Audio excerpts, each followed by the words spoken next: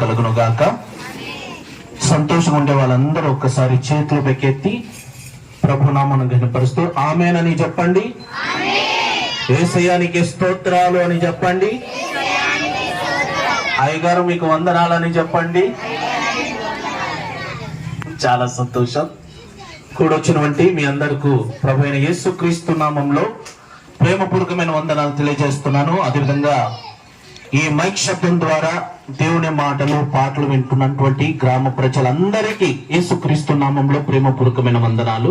ఇది మూడోసారి మరి ప్రతి నెల జరుగుతున్నటువంటి మరి ఉపవాస వాగ్దాన కూడికలకు నన్ను ప్రేమించి జ్ఞాపకం చేసుకొని మరి ఈ రాత్రి శ్రేష్టమైన దేవుని మాటలు మీకు అందించడానికి ప్రేమతో ఆహ్వానించినటువంటి దైవజనులు, అభిషక్తులు, మరి దేవుని పరిచయలో బలమైన సాధనగా వాడబడుతున్నటువంటి పాస్టర్ జాన్ బాబాయ్ గారికి, వారి కుటుంబానికి, సంఘ ప్రజలందరికీ నా ప్రేమపూర్వకమైన వందనాలు తెలుసు. Praise the lord. ఒకసారి అందరూ సంతోషంగా చప్పట్లు కొడదాం. చాలా బాగా చప్పట్లు కొడుతున్నారు మీరు. మిమ్మల్ని చూస్తుంటే నాకు చాలా సంతోషం అనిపిస్తుంది. చాలా సంతోషం. నిజంగా ఈ రాత్రి ఒక అద్భుతం. చక్కని చల్లని వాతావరణంలో ఎలాంటి డిస్టర్బ్ లేకుండా, ఎలాంటి ఇబ్బంది లేకుండా చాలా చక్కగా దేవుని సన్నిధిలో మనము కూర్చున్నాం. ఇంట్లో ఉండదు ఇంత ప్రశాంతత. అది ఏసీ రూమ్ కావచ్చు, భవనం కావచ్చు, రాజబంగ్లా కావచ్చు. దేవుని సన్నిధిలో ఉన్నంత సంతోషము గాని, సమాధానము గాని, నెమ్మది గాని ఎవరికి ఉండదు. కుటుంబంలో భార్యాభర్త సమాధానంగా ఉంటారా? ఉండలేరు. అక్క చెల్లెలు సమాధానంగా ఉంటారా? ఉండలేరు. కానీ ఇక్కడ ఇంతమంది మనం దేవుని సన్నిధిలో కూర్చున్నాము. ఎవరికి ఎలాంటి ఇబ్బంది లేవు. ఇంటి దగ్గర ఉంటే భార్య ద్వారా ఏదో ఒక టెన్షన్, భర్త మాట్లాడుతున్నటువంటి ఆ మాట ద్వారా టెన్షన్, పిల్లలు అల్లరి చేస్తుంటారు ఏదో ఒక టెన్షన్. ఇంటి దగ్గర ఉంటే అన్ని సమస్యలు ఉంటాయి, అన్ని కష్టాలు ఉంటాయి, అన్ని బాధలు ఉంటాయి. ఇంటి దగ్గర ఉండే వాళ్ళకి ఏ సమాధానం ఉండదు. కానీ అవన్నీ పక్కన పెట్టి కొద్ది క్షణాలు దేవుని సన్నిధిలో మనం గడుపుతున్నాము. ఈ కొద్ది క్షణాలు మనకి ఎంతో ఆనందాన్ని దేవుడు కలగజేశాడు. నిజంగా చెప్పండి, ఇక్కడ మీకు హ్యాపీగా ఉందా లేదా? సంతోషంగా ఉందా లేదా?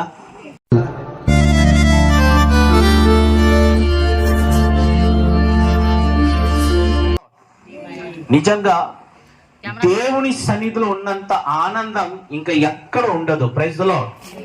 మనం దేవుని సన్నిధిలో ఉన్నామంటే ఎవరి దగ్గర ఉండేనట్లు? దేవుని దగ్గర ఉన్నాం. యేసయ్య పాదాల చెంత మనం ఉన్నాం. యేసయ్య దగ్గరికి మనం వచ్చాము కాబట్టి ఆయన ఎత్తుకు వచ్చిన వారిని ఆయన ఏం మాత్రము త్రోసి వేసే దేవుడు కాడు. అందరినీ ప్రేమించే దేవుడు ఆయన. అందరికీ దేవుడు. క్రైస్తవులకే కాదు, ఎవరు ఆయన దగ్గర వస్తారో అందరినీ ప్రేమిస్తాడు, అందరినీ జీవిస్తాడు, అందరినీ ఆదరిస్తాడు, అందరినీ బలపరుస్తాడు. ఎవరు వచ్చి ఆయన సన్నిధిలో మోకరించి ప్రార్థన చేస్తారో ఎవరైనా సరే వాళ్ళ యొక్క మాట దేవుడు ఆలగిస్తాడు. ఈ రాత్రి ఒక అద్భుతమైన సందేశాన్ని మీకు నేను చెప్పడానికి ఇష్టపడుతున్నాను. ఒక చిన్న వాక్యాన్ని మనం ధ్యానం చేసుకుందాం. ఒక చిన్న వాక్యాన్ని మనం చదువుకొని ఆ తర్వాత వాక్య భాగంలోనికి మనం వెళ్ళిపోదాం.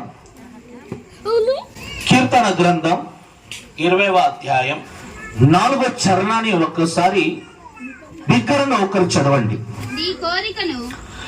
నీ కోరికను సిద్ధింపచేసి నీ ఆలోచన యావత్తును సఫలపరచును గాక. ఆమేన్ చెప్పండి ఒకసారి.